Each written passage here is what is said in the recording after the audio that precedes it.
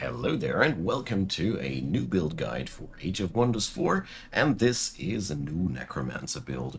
I have recently discovered that I haven't played Necromancers on Barbarians ever, and I felt like this was something that can't be happening. So, after a lot of theory crafting and tinkering, I went out with something that I'm really happy with, and I want to show.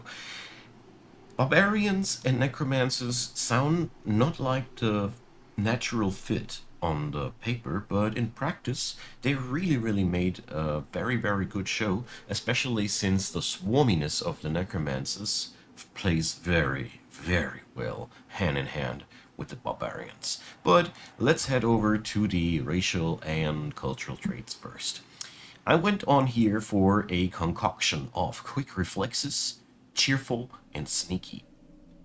Mind you that these traits are mostly applying onto, well, nothing of your undead units, so we are mostly using that on War Shaman, Berserkers, and Furies. And for these, I found this to be a quite useful concoction. The thing is, you can really go for a lot of different variants here, since Necromancer builds utilize mostly troops that are not influenced by these traits. I'll leave it up to you. I think something that enhances magical damage could be nice, something that enhances accuracy could be nice. Well, you could also go for overwhelm tactics for a more critical hit chance. This part here of the build is very flexible because obvious reasons. So, what's making this build work well is the Savage Strike ability, which is also applying on undead. So we have sick crits all over the board, which is what we are aiming for. Since sick crits work best with unit enchantments, we are going runesmiths here. I think I don't need to explain that in any way. Our knowledge income as barbarians isn't that the best.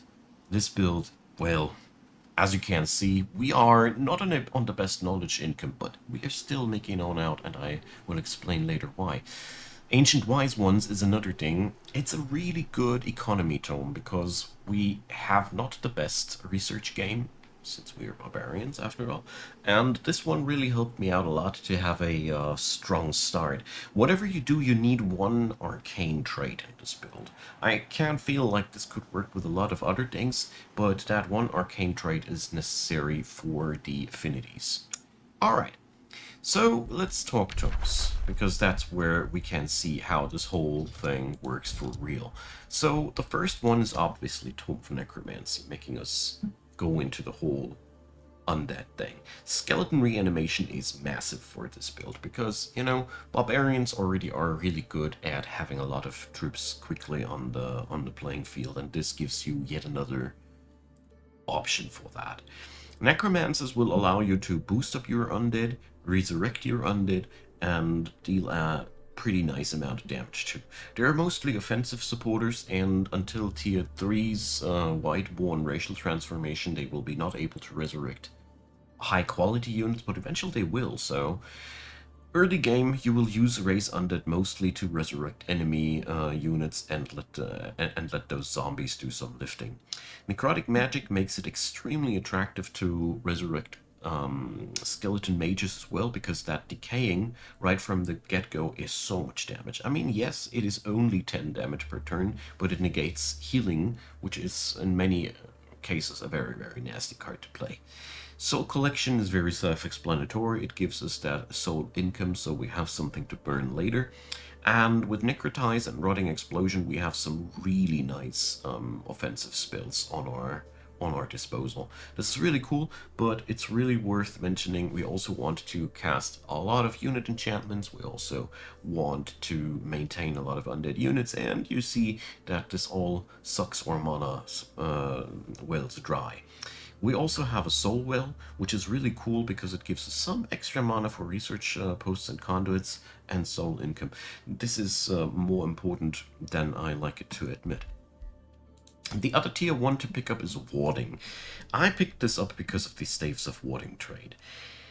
We have cultural supporters that have a 1 hex radius spell ranged, And this is just insane. There's so much protection against magical damage that we can whip up.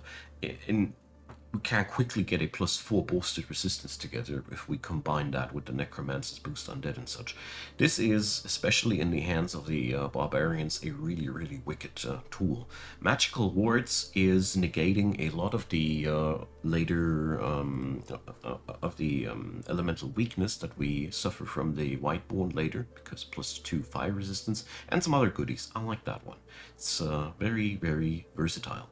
And of course, we also gain Phantasm Warriors, which are insofar interesting as we can summon them if any case of emergency is at the front lines occurring, which is not that bad, but they are not optimal for this build. I wouldn't recommend them too much.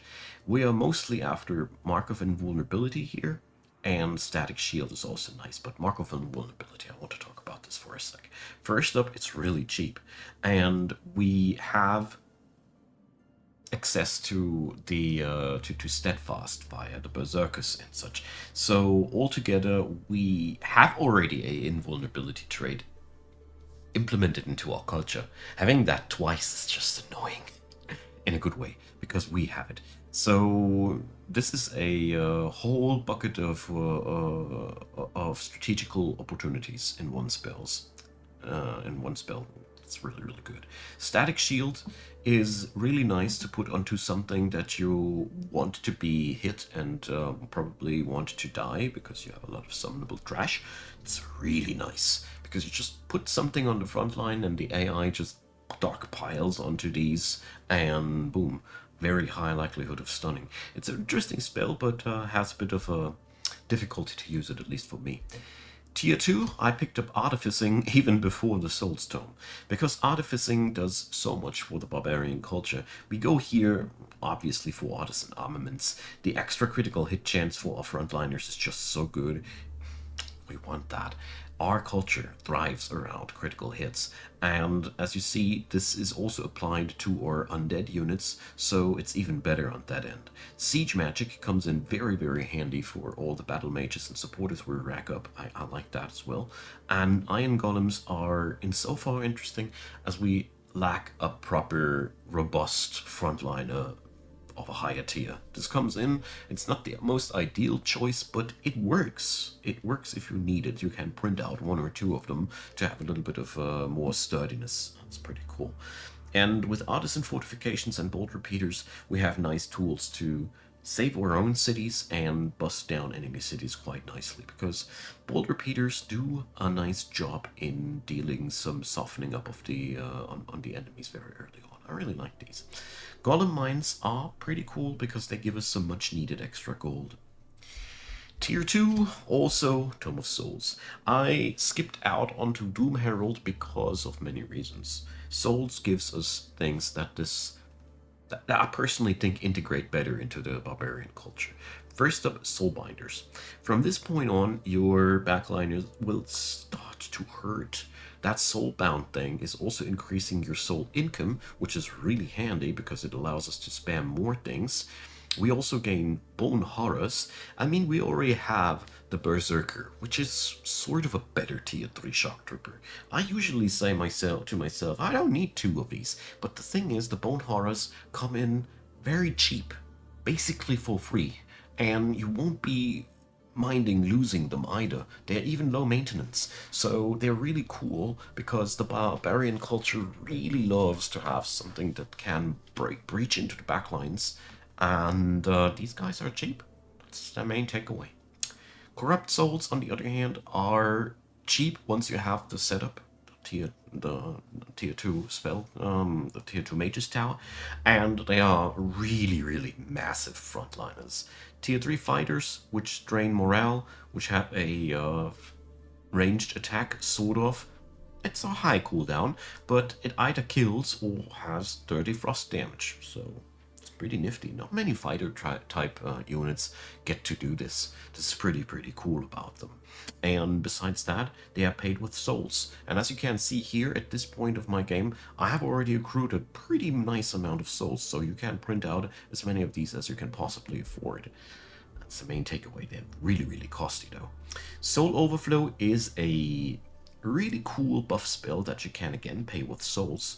I like these spells that you can pay with souls because I ended up having more souls than mana with this build quite often, and that's why Restore Undead Army is really cool, because here again we can heal our troops with souls. And since eventually all of our troops are undead, this is a pretty potent spell. Most potent map healing spell if you match the criteria in the game, in my humble opinion. Tell me what you think. So, when we hit the rest of the tier 3, we want to go amplification. That is the reason why we went for that astral trait too. Because it just does so much for this build. Amplified arrows is where your backliners will start going crazy. Furies are amazing archers all by themselves because they have strengthening on themselves for every attack they do. From this point on, they are really good units. With some AoE, with sundering resistances, which is strengthening the rest of our damage profile, just pure goodness. Frenzying Focus gives the rest of our backliners the strengthening trait, so pure goodness here again. And Astral Blood, which gives us critical hits whenever we cast spells, so what's not to like about that? It's really these elements glue the rest of the build together and turn it into some really wicked damage dealing monstrosity. Seriously, from this point on, you will really notice a spike in damage. Chain Lightning would be pretty interesting if we had the mana to spend. In all honesty, the amplification pylon in Chain Lightning is a little bit lost on this build due to its massive costs. Amplify Mines, if you can maintain the city stability, it's pretty cool. Seriously, we need knowledge, and this gives us a little bit more of that. And Resonance Fields is just fitting in whatever we need in terms of spell casting. And of course, the other tier 3, I've been already talking about it, Great Transformation. Obviously, this gives us the most important racial transformation.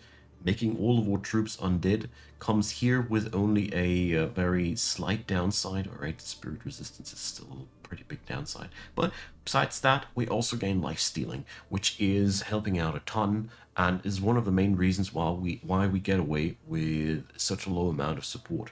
It's just that powerful. Fetid Legion makes our entire frontline more beefy, weakening the enemies fits into a scheme extremely well too, and Bone Dragon Reanimation turns any gold type, infestation, or wonder into a factory for Bone Dragons. Alright, wonders are only a one-shot, but seriously, gold level infestations can be milked for Bone Dragons if you'd wanted to, which is pretty nifty thing. Necrotic Spires makes it really hard to conquer your cities. Domain of Death makes your cities extremely happy, so you can tank that knowledge thingy from the previous tome better. Alright, so I think this is very straightforward. When we come for the rest of the tier 4s, we go definitely for Reaper, because this is pretty much where we hit the pinnacle of necromantic power. I mean, Eternal Lord is still better, but from this point on, you should be able to win the game. Aim for it, mostly. Reapers are massive tier 5 units that can just point at people and make them die. They are among the most annoying tier 5 units in the game. Paired together with the gold golems, I really see them as the most annoying pieces of work that you can put against the enemy, because they just have so much survivability and well, you get the idea. They cost souls, so keep that in mind. We get new tools to harvest souls, which is really good because here we get the access to the big ticket soul income and also greater reanimation, which means our undead units can also be now resurrected via spell. It's just some souls. Now, the other tier 4, if you don't own Ways of War, it would be Oblivion. If you own Ways of War, it would be Calamity, because Calamity is just, yeah, what can I say? It's just way too good to pass on it. It buffs up every single part of our armies. The Calamity Dragons are, together with the Reapers, a pretty good thing, I suppose. And the rest of the tome is just really good. If you don't have access to it, Oblivion isn't bad either, because it brings in some more utility via Insanity and a really cool tier 4 frontliner that ignores enemy resistances and makes people insane. Alright. Enough about the tomes, let's go about our roster. Here, when we go for our cultural units, you can mostly use everything but don't worry if the Sunderers and the Warriors die eventually. They are throwaway units in that sense that they have no future in our roster, so if they have to die, it's okay. Just fit in some skeletons, but don't shy away from printing a few early on. The Sunderers are amazing insofar as they have a range attack that goes off every turn, so they are sort of of an archer unit, and they sunder defenses. This is really cool. This is really, really powerful because it amplifies the damage of the people that come after. And warriors are able to stun people. Barbarians have one of the most fascinating tier 1 rosters in the game, which is why I say keep producing them when you see them fitting, because they are always good, even if they are only good as a sacrifice, basically. But mind your wallet. Tier 2 is where we recruit the quality troops. I want to get started here with the War Shaman Burst, because this is the burst supporter and we really need those guys. Invigorate, like I mentioned before, is, due to Staves of Warding, a massive powerhouse of a spell, which is why it has such a huge cooldown too. But we apply a healing, a damage bonus, a healing over time, and some protection from magical damage. Okay, we can only do that maximum twice or thrice per combat, but War Shamans are therefore a really, really powerful unit in your entire roster. And due to the massive array of spellcaster enchantments that we are running, their basic attack is nothing bad either. So seriously, these guys are really cool, and it pays off to have a couple of these with you. Necromancers don't heal people, but the interesting part is that Strength and Undead is also influenced by Staves of Warding, and Raise Undead is also influenced by Staves of Warding. So the interesting takeaway about these guys is that they can resurrect undead units. So from the moment on where you have access to Bone Horrors and the Corrupted Souls, these guys can enable you to use these higher quality units as a kamikaze tactic. So send in the Corrupted Soul, do damage, watch it die, and let it get resurrected via Raise Undead with 60% total HP. And a nice little magic resistance bonus. Really cool stuff. You can pull off really cool things with these, but you can't directly heal. That's the downside about these. But you can manage with this build. Furies are units you should print only when you get closer to the amplification tome. The thing is, before that, you're better off with skeleton mages and sunderers all over the board. Before that, their damage is not enough. But the moment you have Tome of Amplification running, goodness, then you can use them, and you should replace all of the sunderers and bone archers that you would have accumulated. You could also replace a skeleton mage or two with these. And of course, we also have to talk about tier 3 units. Namely, we get the Berserker, which is our, well, character or iconic tier 3 shock unit. Their main takeaway is that they have access to steadfastness, which means they can't die once. And like I said, we have that invulnerability spell, which means altogether these guys are hard to kill. Once they are undead, they are even harder to kill, because once they died, you just resurrect them. This is so annoying. Seriously, try it. It's lovely. So, yeah. This is something really, really worth pointing out. And iron golems are really there for you if you need something more sturdy. If the enemy is threatening you with stuff that you can't just tank out, these guys come in to your help. Now, this is together with the skeletons, pretty much what we're running. Hero-wise, you can go pretty decently with a Death Knight. I tried that one out because I'm playing the beta currently, but I would recommend, if you want to go for real power playing's sake, Ritualist. Because Ritualist gives you access to all those healing AoE capabilities that you are missing up until you have the War Shamans, and it makes just up for a way easier early game. But the Death Knight also has qualities in the form of raising undead and being a fearsome melee combatant.